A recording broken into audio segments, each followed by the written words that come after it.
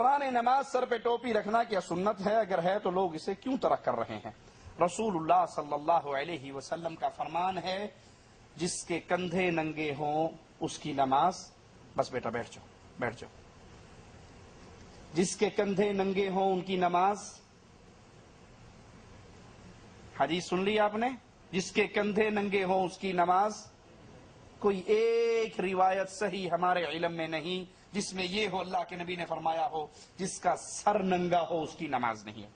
کندھا ننگا ہو تو نماز نہ ہونے کی دلیل حدیث میں موجود ہے، لیکن سر ننگا ہو اور نماز نہیں ہوتی، اس کی دلیل ہمارے علم میں کسی حدیث میں نہیں ہے۔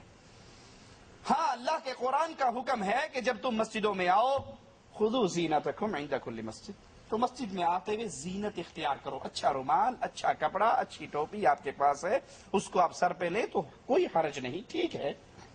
لیکن اس مسئلے کو اتنا سخت کر دینا، اس میں اتنی شدت اختیار کرنا کہ اگر کسی کے سر پہ ٹوپی نہیں تو فوراً فتویٰ لگتا ہے بڑا گستاخ ہے، وابی بغیر ٹوپی نماز پڑھ رہا ہے۔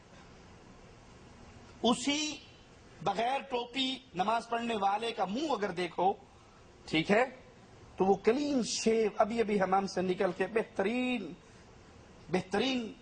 سرخی پاؤڈر لگا کے نائی کے تیار ہو کر آیا ہے، کوئی نہیں کہے گا دیکھو یہ اللہ کے نبی کی سنت کو بھی شیو کر کے آیا، کسی کو دکھ نہیں ہوگا۔ لیکن سر پہ اگر ٹوپی نہیں ہوگی تو ہر کوئی کہے گا بڑا گستاخ ہے، بغیر ٹوپی کے نماز پڑھ رہا ہے، اور یہ بغیر داڑھی کے نماز پڑھ رہا ہے، وہ کوئی مسئلہ نہیں، ٹھیک ہے۔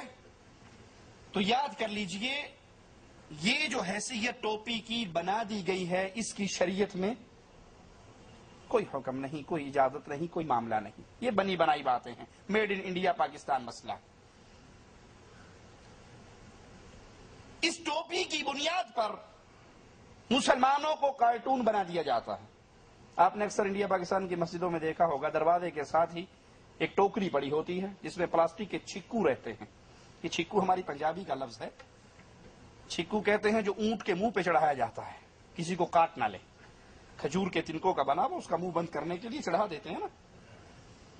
اب وہ اس طرح کے گول گول چھکو کہیں، اب چائنا کا چونکہ ترقی کا دور چل رہا ہے، چائنا نے پلاسٹک کی بنا کے مسلمانوں کو بھیج دی ہیں، تو کھجور والی ختم ہو رہی ہیں، پلاسٹک والی اس کی جگہ لے رہی ہیں۔ جو مسجد کے اندر بغیر ٹوپی کے اندر آتا ہے، ایک آدمی اٹھتا ہے، ٹوپی وہ پلاسٹک کی اٹھا کر چھکو اس کے سر پہ چڑھا دیتا اور کہتے ہیں یہ جو اس کے بغیر نماز پڑھے گا وہ گستاخ۔ اچھا بھائی، یہ جو کارٹون بنایا ہے آپ نے اس بیچارے کو، وہ کھجور کے تنکوں کا ہو یا پلاسٹک کا ہو، یہ صبح آفس جاتے ہوئے آپ یہ ٹوپی پہنو گے؟ بازار جاتے ہوئے یہ ٹوپی پہنو گے؟ شادی پہ جاتے ہوئے ٹوپی پہنو گے؟ کہیں اور جاتے ہوئے یہ کام کرو گے؟ نہیں کرو گے۔ تو کیا کارٹون صرف نماز کی حالت میں اس کو بنانا آپ نے؟ یہی وقت اس کے لیے رہ گیا؟ وہ کہتے نہیں جی آپ نہیں سمجھتے، ننگا سر ہو جانا بہت بڑی گستاخی ہے۔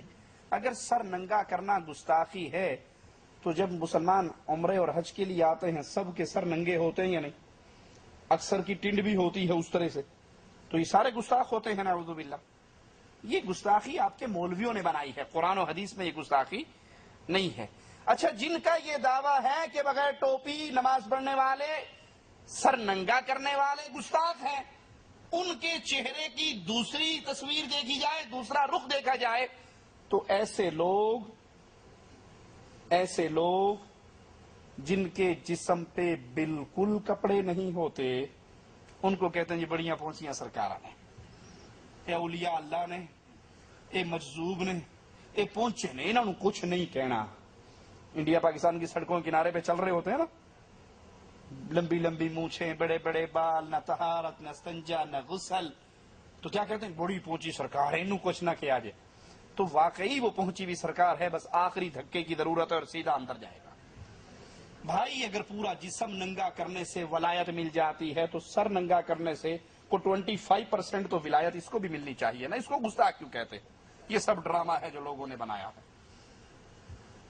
میں نے پہلا عمرہ کرنا ہے، میں پہلے اپنے نام سے کروں یا اپنے والدین کے نام سے؟ جو بندہ